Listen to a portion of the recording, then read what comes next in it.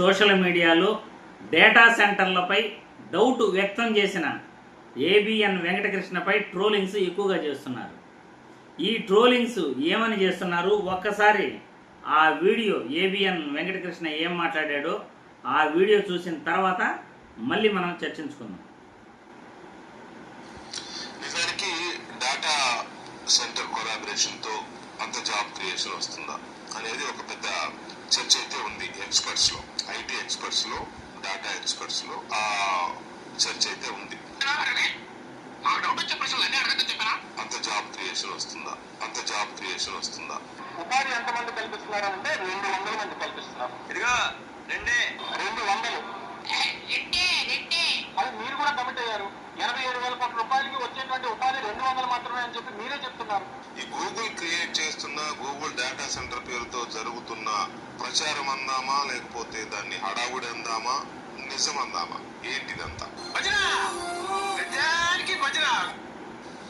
నిజానికి data centre కొలాబరేషన్తో అంత job creation వస్తుందా అనేది ఒక పెద్ద చర్చ అయితే ఉంది.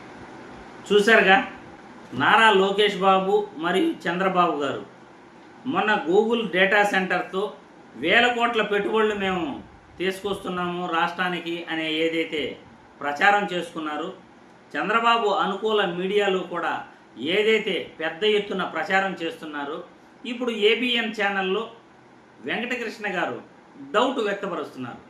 ఈ గూగుల్ డేటా సెంటర్ ద్వారా ఎన్ని ఉద్యోగాలు వస్తాయి, నిజానికి గూగుల్ డేటా సెంటర్ ద్వారా ఉద్యోగాలు వస్తాయా లేదా అనే ప్రశ్న పైన సోషల్ మీడియాలో ఎక్కువగా వైరల్ చేస్తున్నారు.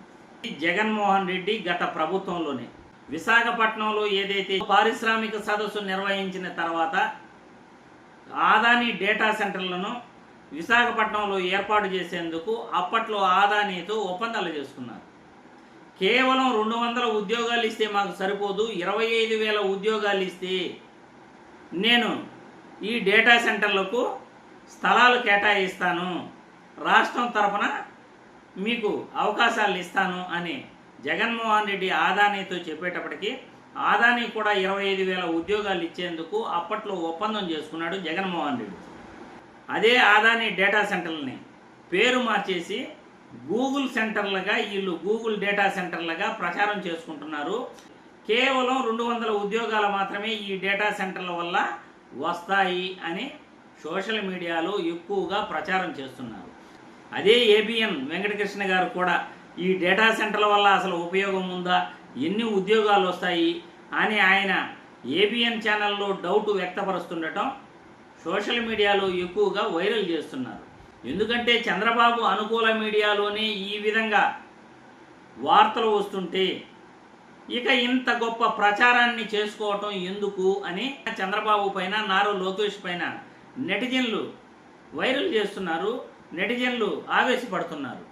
ఎందుకంటే చంద్రబాబు అనుకూల మీడియా ద్వారా ప్రచారం గొప్పగా చేసుకుంటూ జగన్మోహన్ రెడ్డి కష్టాన్ని వీళ్ళ ఖాతాలో క్రెడిట్ చేసుకుంటున్నారు అన్నదే సోషల్ మీడియాలో నెటిజన్ల ఆవేదన.